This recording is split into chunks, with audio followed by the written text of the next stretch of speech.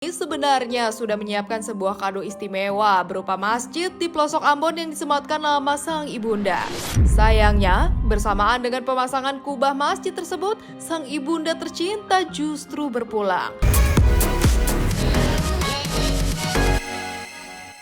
Ya Rabbi, beri kami cahaya. Di hari ketiga pasca berpulangnya sang ibunda tercinta Hajah Agustin binti Haji Suparman, Bella Sophie akhirnya baru bisa menjejakkan kakinya ke TPU Kampung Kandang, Jagakarsa, Jakarta Selatan untuk berziarah ke makam almarhumah semalam.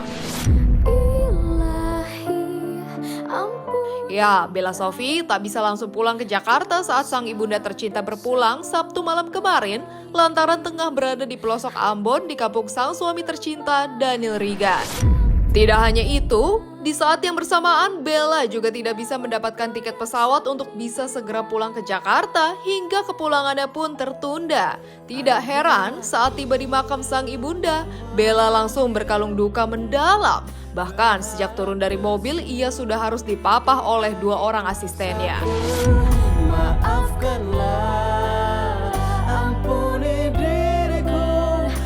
Sementara saat berada di sisi pusara sang ibunda tercinta, selain bertafakur, air mata Bella juga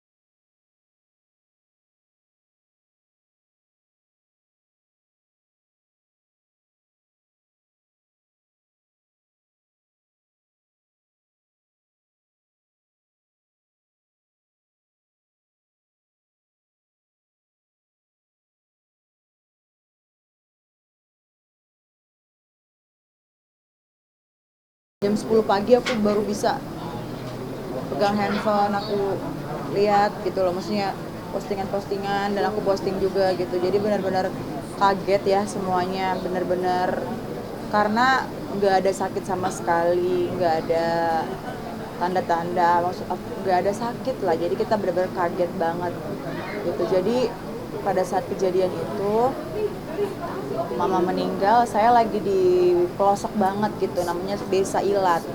Dari rumah saya yang di Pulau Buru itu harus naik speed lagi 2 jam, naik speed ikan itu, kapal ikan yang kecil itu. Nah, memang saya udah bilang sama mama saya, Ma nanti 3 hari nggak ada sinyal ya Ma, karena di pedalaman gitu. Paling kalau ada sinyal per harinya cuma 2 jam doang, dari jam 6 sore sampai jam 9, dari jam 6.30 sekian lah sampai jam 9 aja, 2,5 jam doang.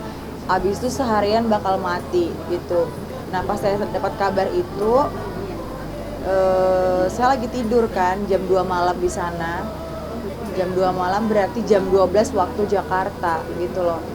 Ya kaget karena jam 6 sorenya itu kita masih WA ke saya kan, kirim apa-apa gitu, terus bilang hati-hati ya nak di sana gitu. Makanya saya waktu dengar kabar itu antara percaya dan nggak percaya.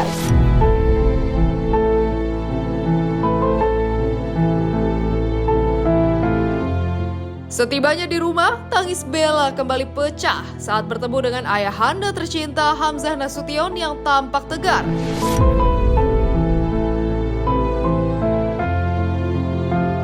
Selanjutnya, bersama sang ayah beserta anggota keluarga yang lain, Bella tampak khusyuk mengikuti tahlilan. Lantas, seperti apa lara mendalam Bella Sofie yang di hari ulang tahunnya dan juga ulang tahun pernikahan orang tuanya yang jatuh pada tanggal 5 Februari kemarin, ia justru harus kehilangan sang ibunda tercinta?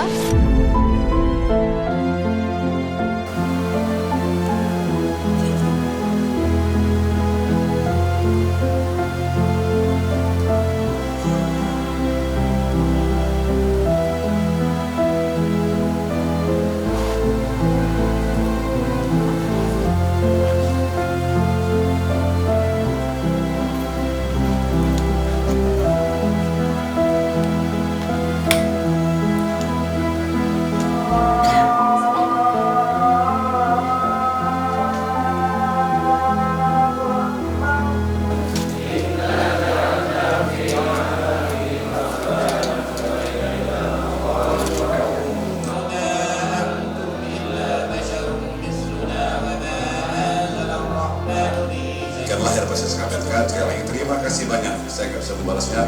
Semoga Allah Subhanahu Wa Taala membalas budi baik semua dan sekali lagi semua Ustaz Habib semua lah yang hadir, tidak kecuali saya bisa nama satu persatu. Terima kasih. Ini kan udah malam ketiga ya, saya pikir tuh ya udah ya gitu, maksudnya saya kan memang udah tahu gitu, maksudnya udah ya udahlah ya udah malam ketiga. Tadi pas sampai jangankan pas di makam, pas mau berangkat naik ke pesawat aja tuh kayak hati saya tuh kayak berat banget gitu loh, kayak gimana ya, aduh nggak bisa diungkapin deh pokoknya. Kayak terus pas sampai pesawat, pas sampai di Jakarta tuh badan saya tuh kayak lemes banget, kayak gimana kaki saya ini kayak padahal ini udah malam ketiga, nah gini rasanya ya gitu, maksudnya saya nggak nyangka aja gitu, maksudnya kemarin pergi ke Ambon itu, maksudnya saya pergi pulang-pulang saya udah nggak ada, mama saya udah nggak ada, itu satu hal yang dari tadi saya pikirin, ya saya kayak flashback kemarin waktu saya pergi ke Ambon itu, ya Allah gitu, kemarin itu terakhir saya pergi tuh ya masih ada mama, pulang ke sini di Jakarta lagi udah nggak ada mama saya gitu, maksudnya oh gini rasanya, maksudnya campur aduk deh, saya nggak bisa ungkapin, susah untuk diungkapin. Pas di ulang tahun aku, pas juga hari pernikahan mama sama papa, aku ulang tahun ke 34 tahun. Pas di tanggal yang sama, persis 5 Februari, mama sama papa aku tuh tanggal pernikahannya ke 35 tahun, sedih banget. Udah deh, seumur hidup nggak apa-apa deh, nggak usah ngerayain ulang tahun lagi, tapi asalkan mama aku masih ada. Itu egoisnya aku kadang-kadang timbul seperti itu. Cuman yang nggak bisa, namanya takdir Allah, kita nggak bisa dahuluin ya, semuanya udah takdir Allah. Ya kita sebagai anak ya wajar sedih gitu, biarlah waktu yang bisa memperbaiki semuanya gitu.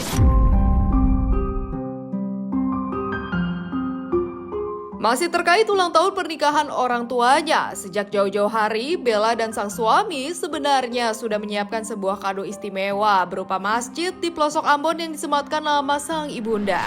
Sayangnya, bersamaan dengan pemasangan kubah masjid tersebut, sang ibunda tercinta justru berpulang. Sontak, hal ini membuat perasaan Bella campur aduk.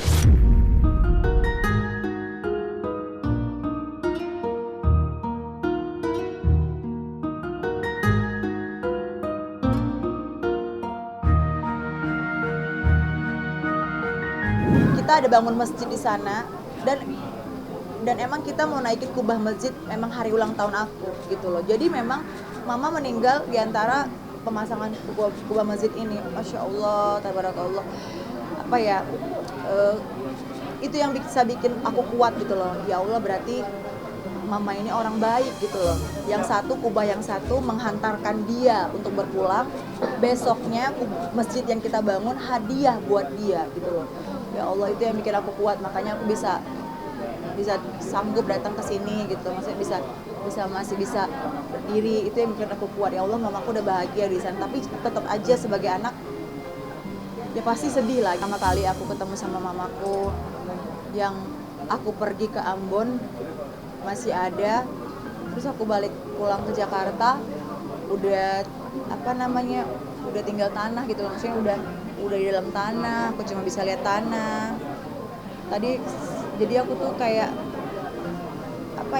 masih belum percaya, jadi kayak Allah gitu, makanya aku kayak antara percaya nggak percaya. Saya tuh baru nyadari banget, maksudnya setelah kehilangan kayak gini tuh baru saya tahu banget gitu, maksudnya baru saya tahu rasanya kehilangan seperti apa, rasanya rindu tapi kita nggak bisa temuin, terus bertanya-tanya di sana tuh mama gimana ya, maksudnya gimana ya, pokoknya campur aduk deh, baru sekarang saya rasain.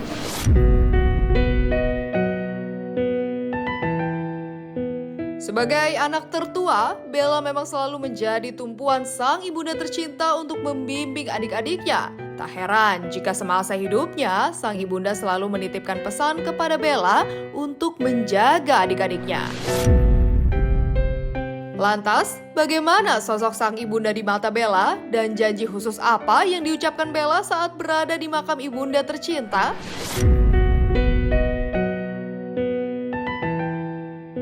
Itu kan saya ini anak pertama ya gitu loh, mama ini anak pertama. Nah mama itu orangnya baik gitu, terus dia memang agak tegas gitu loh, kalau dia sama orang-orang yang dia misalnya salah, dia pasti ngomong salah. Terus kemarin waktu mama pernah operasi, pokoknya banyak hal lah kita udah laluin gitu loh. Tapi tadi memang saya di kuburan, saya udah janji sama mama saya. Dalam hati saya bilang, Ma, Opi anak paling besar, mama kan udah nggak ada gitu.